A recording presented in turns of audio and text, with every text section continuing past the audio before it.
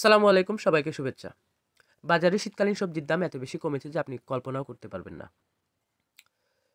গতকাল আমি বেশ কিছু ফুলকপি নিয়ে আসছি, প্রায় ১০০টার কাছাকাছি হবে। প্রতি পিসের দাম পড়েছে মাত্র ৫ টাকা।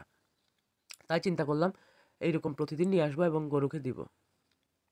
আমরা যে খড় খাওয়াই তাতে কোনো রকম ভিটামিন, প্রোটিন, মিনারেল কিছুই থাকে না, কিন্তু খড়ের কেজি পড়ে অনেক টাকা, ১৮ থেকে ২০ টাকা পড়ে যায়। তাই যদি একটা ফুলকপি ৫ টাকা হয় তাহলে ৪টা ফুলকপিতে ২০ টাকা অথবা ৩০ টাকা গেল, তাতে কোনো সমস্যা নেই। গাছের চাহিদা পূরণ হবে। আর সাথে ফুলকপিতে আছে ভিটামিন বি, সি এবং কে। এই সময়ের জন্য সর্দি, কাশি, জ্বর, গা ব্যথা উপশম করতে ফুলকপির জুড়ি নেই। যাই হোক, আমার রাখাল ছেলেটা খুব বেশি পরিশ্রমী এবং গরুর প্রতি যত্নশীল।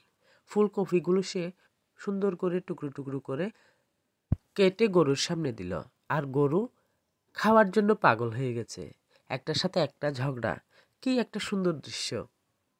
গরু ফুলকপি খাচ্ছে আর আমি দেখছি রাখাল ছেলেটা ফুলকপি নিয়ে আসছে গরুর জন্য।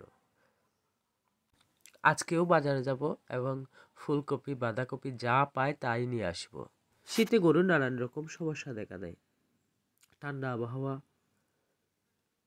সর্দি, কাশি, জ্বর, এমনকি বিভিন্ন রোগে আক্রান্ত হয়। যদি গরুর খাবারের রুচি থাকে এবং খাবার ঠিকমতো খায় তাহলে কোনো রোগ তেমন বেশি ক্ষতি করতে পারে না। আমি চেষ্টা করি গরুকে শীতকালে অতিরিক্ত একটু খাবার দিতে।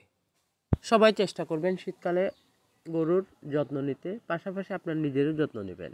আমি গত কয়েকদিন ধরে সর্দি কাশিতে ভুগছি এবং জ্বরও উঠেছে। তারপরেও আলহামদুলিল্লাহ যা আছি তা অনেক ভালো আছি। আল্লাহর কাছে হাজারো শুকরিয়া।